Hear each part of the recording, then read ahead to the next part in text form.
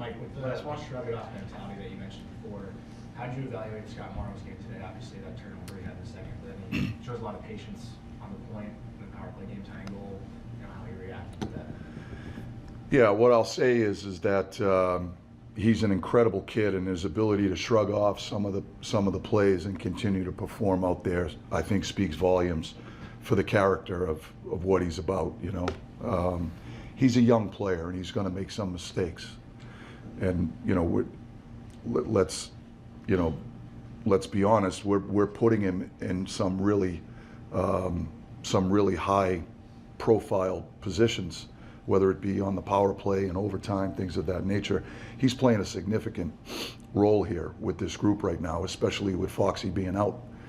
And so I think he's done a great job with just playing through the ups and the downs. And I think that's what you get when you deal with young players, especially defensemen, because I've said this to you guys all the time, I think it's the hardest position to play.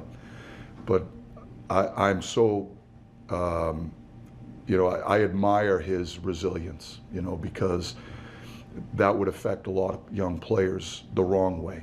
And when you watch Scotty play, if he makes a mistake, he shrugs it off. He learns from it.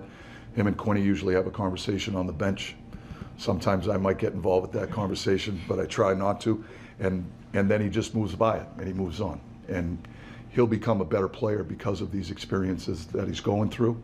But we couldn't be more proud of him for his ability to respond to those situations.